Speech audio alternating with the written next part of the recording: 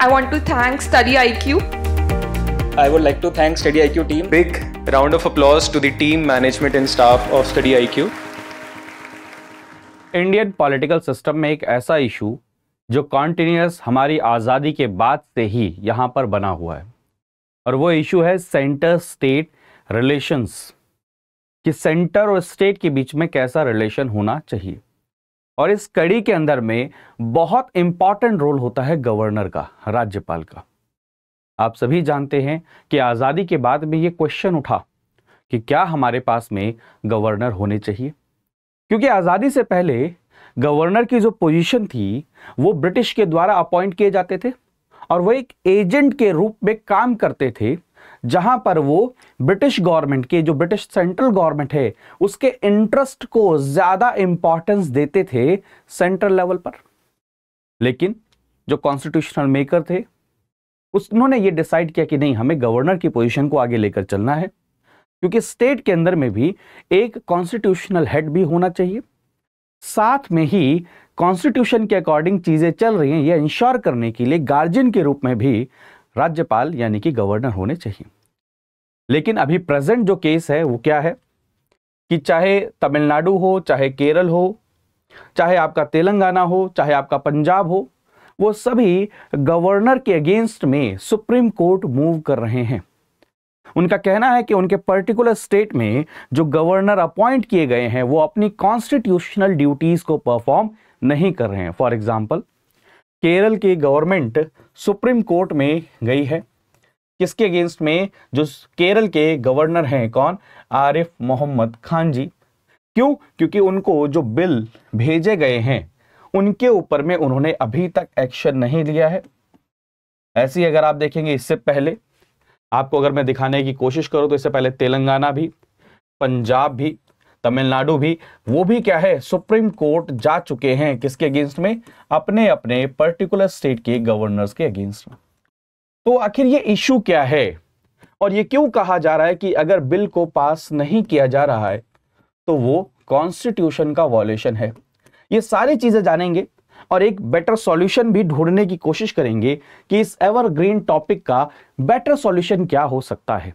तो आगे बढ़ते हैं, और आगे बढ़ने से पहले आप सभी के लिए ये स्टडी IQ IAS एक बेहतरीन ऑफर लेकर आया है, बेहतरीन कोर्स लेकर आया है, जिसमें अगर आप बिल्कुल बेसिक से अपनी UPSC की तैयारी को शुरू करना चाहते हैं और एडवांस लेवल तक लेकर जाना चाहते हैं तो आप स्टडी IQ IAS के इस बैच को ज्वाइन कर सकते हैं, जो हमारा GS फाउंडेशन बैच है। ये इंग्लिश में भी अवेलेबल है, इंग्लिश में भी अवेलेबल है, और एज वेल एज हिंदी में भी अवेलेबल है। तो भाषा एक बैरियर नहीं है, आप कोई भी मीडियम चूज करें, आप इस बैच को ज्वाइन कर सकते हैं PERT लाइव कोड यूज करके। तो चलें आगे बढ़ते हैं।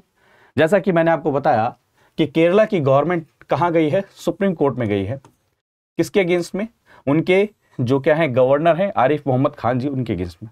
कंप्लेन क्या किया है कि उन्होंने 8 बिल्स के ऊपर में कोई भी डिसीजन नहीं लिया है, और यहां पर इन 8 बिल्स के अगेंस्ट में डिसीजन नहीं लेना, यह क्या है?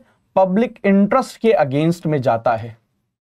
आप सभी मेरे दोस्तों ये जानते होंगे कि हमारा जो कॉन्स्टिट्यूशनल मैकेनिज्म है वो ये कहता है कि चाहे यूनियन पे, चाहे स्टेट के अंदर में जो भी बिल पास किया जाता है लेजिस्लेचर के द्वारा, यूनियन में उसको किसके द्वारा असेंट मिलना चाहिए? प्रेसिडेंट ऑफ इंडिया के द्वारा उसको परमिशन मिलनी चाहिए, तभी वो एक्ट बनता है, तभी वो लागू होता है। सेम अगर स्टेट के अंदर में कोई लेजिस्लेटिव असेंबली कोई भी बिल पास करती है तो गवर्नर को उसको क्या देना पड़ता है? एसेंट देना पड़ता है, मंजूरी देनी पड़ती है, तभी वो बिल क्या बनता है? एक्ट बनता है और वो लागू होता है। लेकिन ये आरोप है कि 8 बिल जो केरला की लेजिस्लेटिव असेंबली ने पास किया, लेकिन उनके ऊपर में अभी तक कोई भी डिसीजन नहीं लिया है वहां के गवर्नर साहब ने, और जिसके कारण में जो पब्लिक इंटरेस्ट का मामला है, जो वेलफेयर ऑफ स्टेट का मामला है, जो स्टेट के लोगों का मामला है, वो क्या हो रहा है? डिले हो रहा है। इन्होंने ये बहुत इंपॉर्टेंट चीज समझने की कोशिश करिएगा कि many of bills involve immense public interest, जो प्रोवाइड कर रहे हैं वेलफेयर मेजर्स, जो क्या करेगा? जो डिप्राइव्ड सेक्शन है, जो कि में हमारा पिछड़ा सेक्शन है हमारे स्टेट के अंदर में, उनको क्या करेगा? वेलफेयर प्रोवाइड कर रहा है। अगर इन बिल्स के ऊपर में एक्शन नहीं लिया गया तो ये क्या करेगा? उनको डिनाई करेगा। क्या करेगा, ये डिले एक तरीके से क्या हो गया, उनको डिनाई करने वाली बात है। और साथ में ये भी कहा कि इन बिल के पेंडिंग रहना, इन पे डिसीजन नहीं लेना, ये आर्टिकल 14 का भी वॉयलेशन है, आर्टिकल 21 का भी वॉयलेशन है। क्योंकि अगर आप कहें कि आपको वेलफेयर मैकेनिज्म के तहत में आपकी लाइफ ईज होनी चाहिए, ये आपका आर्टिकल 21 के तहत में क्या है, आपका फंडामेंटल राइट है, बट इन बिल के पास ना होने के कारण में वो वेलफेयर जो मैकेनिज्म है वो आपको नहीं मिल पा रहे, तो आपके आर्टिकल 21 का भी क्या है, वॉयलेशन है। लेकिन यहां से आगे बढ़ते हैं और समझते हैं कि आखिर मामला क्या है और ये पेज फंसता क्यों है। तो यहां पर रोल आ जाता है आर्टिकल 200 का। जो हमारे संविधान का आर्टिकल 200 है, उसके अंदर में डिटेल में चीजें लिखी हैं कि अगर कोई बिल गवर्नर के पास जाता है तो उनके पास में क्या क्या ऑप्शंस हैं, और जो इसमें चीजें डिटेल में लिखी हैं उन्हीं में लूप होल है। जैसे कि क्या लिखा है कि अगर कोई असेंबली गवर्नर के पास में बिल को भेजती है तो उनके पास में कई सारे ऑप्शन हैं। सबसे पहला, वो उस बिल को मंजूरी दे दें, अप्रूवल दे दें, पास हो गया।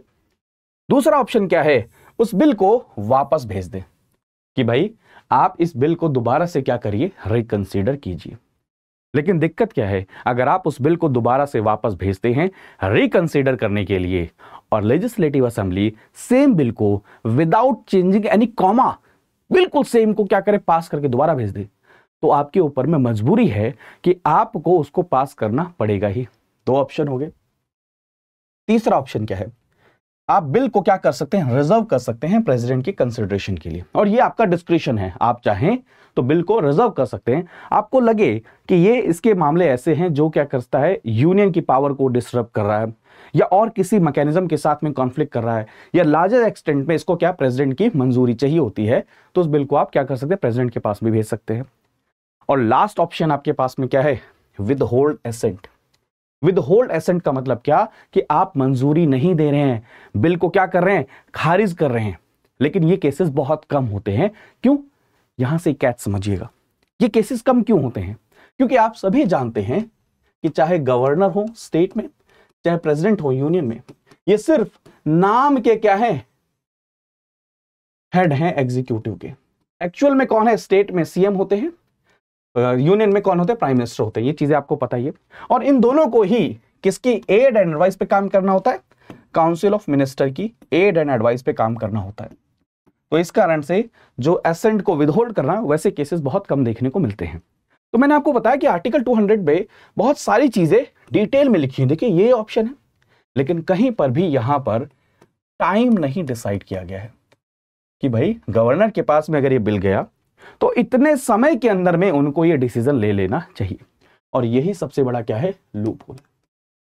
क्योंकि इसमें टाइम डिसाइडेड नहीं है, तो आप जितना मर्जी समय क्या कर सकते हैं, टाइम ले सकते हैं। आप उसको अपनी पॉकेट में रखकर बैठे रहिए, आपके ऊपर में कोई एक्शन नहीं हो सकता। क्यों, क्योंकि कॉन्स्टिट्यूशनल लेवल पर कोई टाइम फ्रेम डिसाइडेड नहीं है माय डियर फ्रेंड्स। और इसीलिए कई सारे ऐसे केसेस हमें देखने को मिले जहां पर केस जो बिल हैं वो 1-1 साल, 2-2 साल, 3-3 साल तक क्या है, पास नहीं हुए हैं। 3-3 साल तक उनको एसेंट नहीं मिला है। जैसे आप एग्जांपल देखें, जो डिले हो रहा है केरला का अगर देखा जाए तो वहां की जो स्टेट लेजिस्लेटिव असेंबली है, उन्होंने 8 बिल क्या किए, पास किए, जिसमें से 3 बिल ऐसे हैं जो गवर्नर के पास में 2 साल से ज्यादा उनकी टेबल पर है।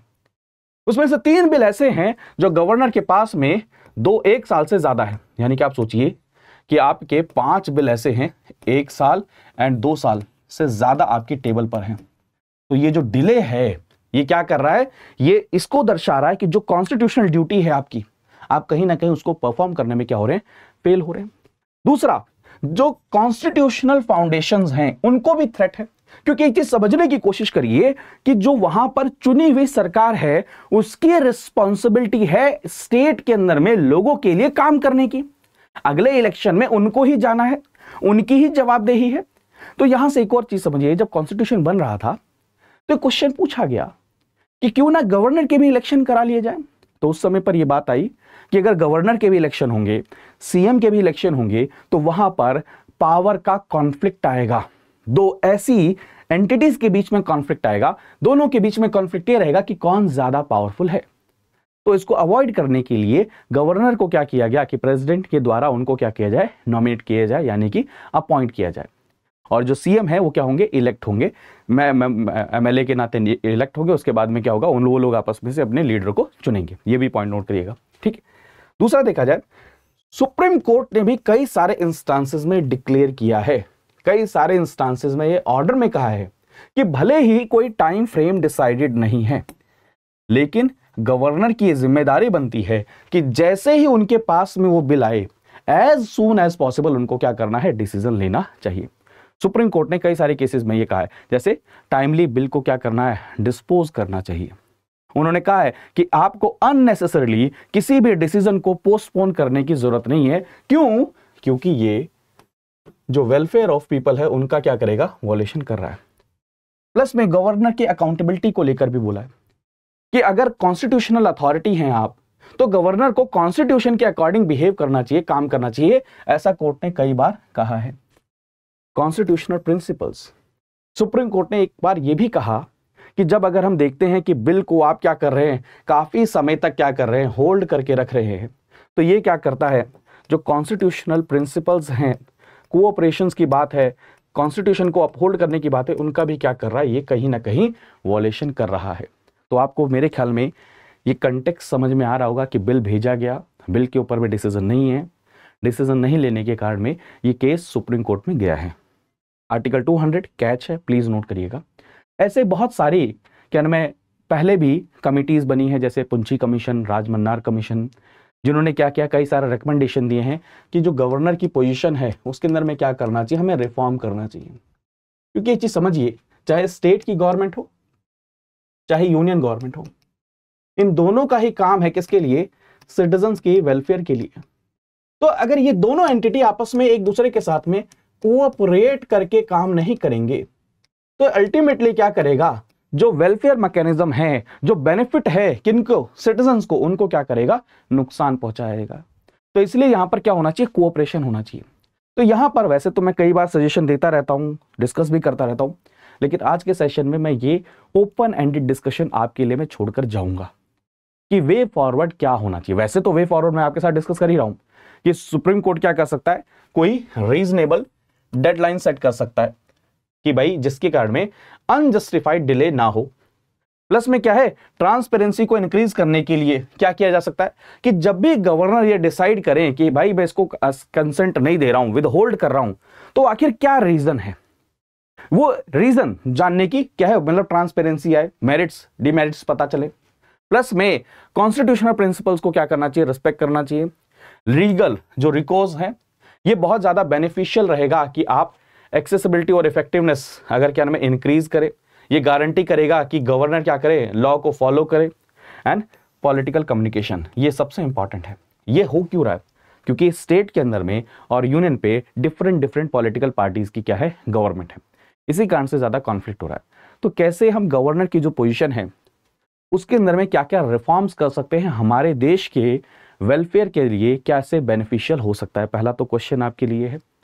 दूसरा क्वेश्चन आपके लिए ये है कि इस प्रिंसिपल में यहां पर और क्या क्या रिफॉर्म्स हो सकते हैं। जैसा मैंने आपको बताया कि कोई पैनल बनाया जा सकता है क्या गवर्नर की अपॉइंटमेंट से रिलेटेड, या गवर्नर के रिमूवल के अंदर में कोई एक्स्ट्रा कंडीशंस ऐड करी जा सकती हैं। जो प्लेजर है जिसकी हम बार बार बात करते हैं उसके अंदर में कुछ चेंजेस लाए जा सकते हैं। टेन्योर की सिक्योरिटी को इंश्योर किया जा सकता है। ऐसा करके आप यहाँ पर अपना आंसर ज़रूर दीजिएगा, मैं आपके कमेंट्स का वेट करूँगा। तो मैंने इसको बहुत सिंपल तरीके से आपको समझाने की कोशिश करी है और ये एवरग्रीन टॉपिक रहने वाला है। इससे रिलेटेड एक क्वेश्चन यूपीएससी में जीएस पेपर 2 में हमेशा आएगा ही। प्लस में जो लोग यूपीएससी के अलावा भी इसके बारे में तैयारी कर रहे हैं तो गवर्नर के बारे में उनके पास में क्या क्या पावर है, ये सारी चीज़ आपको पता होनी चाहिए। तो थैंक यू सो मच, अपना ध्यान रखिए, मुस्कुराते रहिए, पढ़ते रहिए। ऐसी और वीडियोज़ के अंदर मैं आपके साथ में मिलता रहूँगा। बाय बाय, टेक केयर दोस्तों, जय हिंद। स्टडी IQ IAS, अब तैयारी हुई अफोर्डेबल।